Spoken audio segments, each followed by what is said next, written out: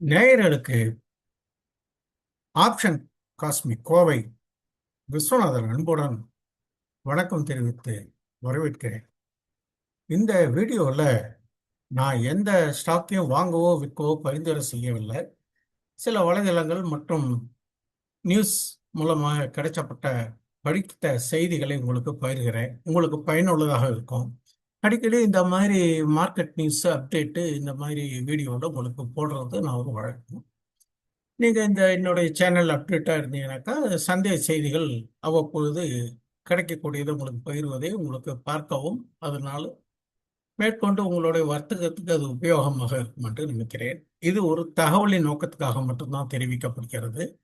முதல் செய்தி, TTK health care தனது இவிஏ மற்றும் குட் ஹோம் பிராண்டுகளை 256 கோடிக்கு விப்ரோ என்டர்பிரைசஸ்க்கு விற்பனை செய்ய உள்ளது.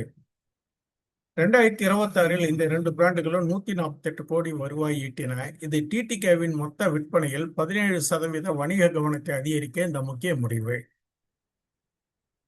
அடுத்த செய்தி, மத்திய கிழக்கு பதற்றம் காரணமாக கச்சா எண்ணெய் விலை $97 நெருங்கி 100 நெருங்க பார்த்துக்கிட்டு இருக்கு. இப்போ பதிவு பண்ற நேரத்தில் 97, 98 இருக்கு.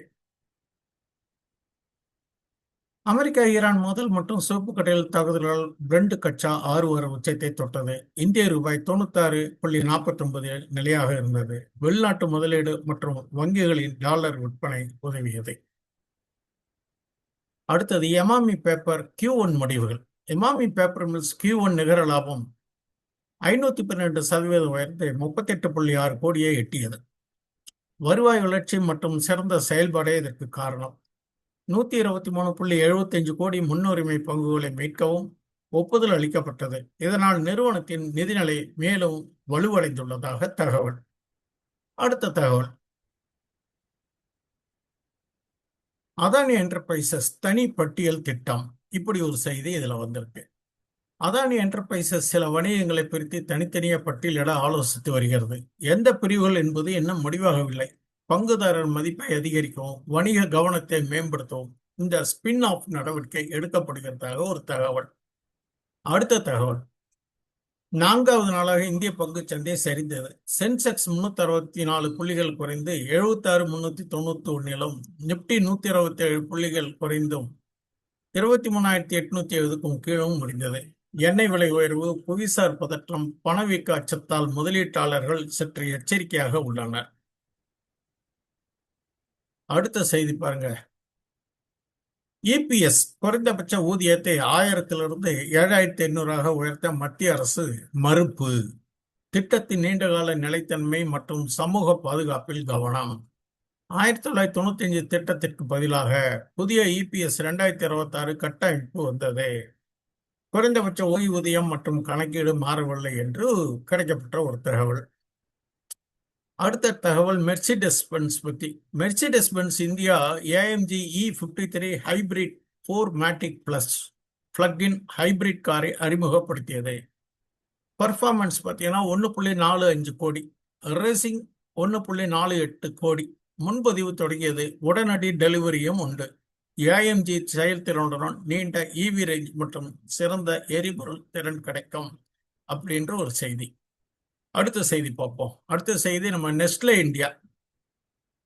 நெஸ்லே இந்தியா தொடர்ந்து நிலையான வருவாய் வளர்ச்சியை தருகிறது. தேவையும் வலுவாக உள்ளது. ஆனால் பங்கு விலை தற்போது 75 மடங்கு வருவாயில் உள்ளது. இவ்வளவு அதிக மதிப்பீடு ரிஸ்க் அதிகம். இரட்டை இலக்க வளர்ச்சி தொடர்ந்தால் மட்டுமே இந்த விலை நியாயமாகும் அப்படின்னு ஒரு தகவல். அடுத்த தகவல், ரொம்ப சந்தோஷமான மக்களுக்கான தகவல். யுனைடெட் ஸ்பிரிட்ஸ் Q1 முடிவுகள்.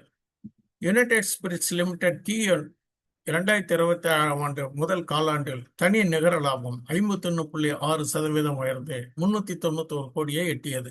இயக்க லாப விகிதம் குறைந்தாலும் பிரீமியம் தயாரிப்புகள் வளர்ச்சி, செலவு கட்டுப்பாடு உதவின. பிரீமியம் பிரிவு வேகத்தால் மேலும் வலுவான வளர்ச்சியை நிறுவனம் எதிர்பார்க்கிறது. அடுத்தது, மகேந்திரா EPC இரிகேஷன் பற்றி ஒரு செய்தி.